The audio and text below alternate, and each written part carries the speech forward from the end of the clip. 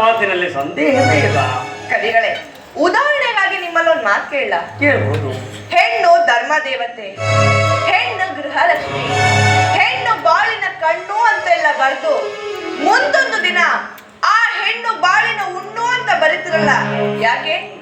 ಹೆಣ್ಣು ಹೆಣ್ಣಾಗಿ ಬಾಳಿ ಕಷ್ಟ ಕಾರ್ಪಣ್ಯಗಳನ್ನು ಮೆಟ್ಟಿ ಅನ್ಯರ ಮಾತಿಗೆ ಮನ್ನಣೆ ಕೊಡದೆ ಪತಿ ಆಜ್ಞೆಗೆ ಅನುಸರಿಸಿ ಅತ್ತೆ ಮಾವಂತಿರನ್ನು ಪೂಜ್ಯ ಭಾವನೆಯಿಂದ ಕಾಣುವ ಹೆಣ್ಣು ಧರ್ಮ ದೇವತೆ ಗೃಹಲಕ್ಷ್ಮಿ.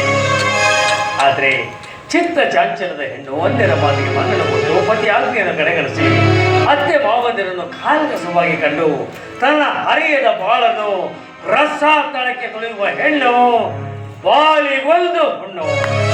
ಹೆಣ್ಣಂತ ಬಡವರು ತನ್ನ ಮಗಳು ಹಳೆಯನ ಆಶ್ರಯದಲ್ಲಿ ಸುಖವಾಗಿರ್ಲಿ ಅಂತ ಅವಳನ್ನ ಕುಂಡನಿಗೋ ಕೂಟನಿಗೆ ಕೊಟ್ಟು ಮದುವೆ ಮಾಡ್ಬಿಡ್ತಾರೆ.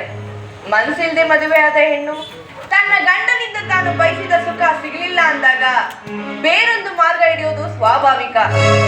ಎಲ್ಲದರಲ್ಲೂ ಪ್ರಥಮ ಸ್ಥಾನ ಕೊಟ್ಟ ನೀವು ಆ ಹೆಣ್ಣಿಗೆ ಕುಟಿಲೆ, ಜಾರಿಣಿ, ಸೂಳೆ ಅಂತೆಲ್ಲ ಕಲಿಸಿರಲ್ಲ, ಯಾಕೆ? ಹೌದು, ಇದ್ರಲ್ಲಿ ಯಾಕೆ ತಪ್ಪು ಅಂತೀರಾ?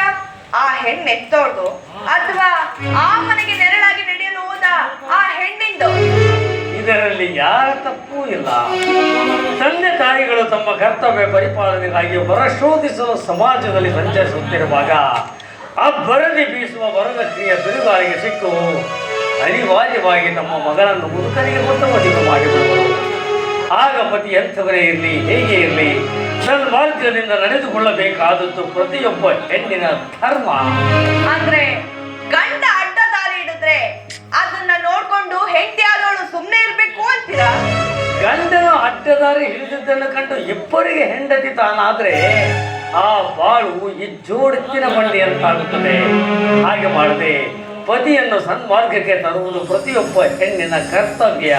ಅಂದ್ರೆ ಗಂಡು ಏನೇ ಮಾಡಿದ್ರು ಅವನಿಗೆ ಸಮಾಜದಲ್ಲಿ ಕುಂದಿಲ್ಲ, ಆ ಗಂಡಿನ ಮಾರ್ಗದ ಹೆಣ್ಣು ಯಾಕೆ ಅನುಸರಿಸಬಾರ್ದು? ಶ್ರೀಕೃಷ್ಣ ಪರಮಾತ್ಮನಿಗೆ 16,000 ಹೆಂಡತಿಯರಿದ್ದಾರೆ. ಆದರೆ ಒಂದು ಹೆಣ್ಣಿಗೆ ಒಬ್ಬ ಗಂಡನನ್ನು ಬಿಟ್ಟು ಮತ್ತೆ ಬೇರೆ ಗಂಡಂದ್ರಿದ್ರು ಅಂತ ಯಾವ ಪುರಾಣ ಪುಣ್ಯಕಥೆಗಳಲ್ಲಿ ಕೇಳಿಲ್ಲ, ಓದಿಲ್ಲ. ನೋಡಮ್ಮ, ನಾಟಕ ಬರೀಬೇಕು, ಯಾಕಮ್ಮ ತೊಂದರೆ ಕೊಡ್ತೀಯಾ? ತಾವೇನು ಹೋಗಬಹುದು.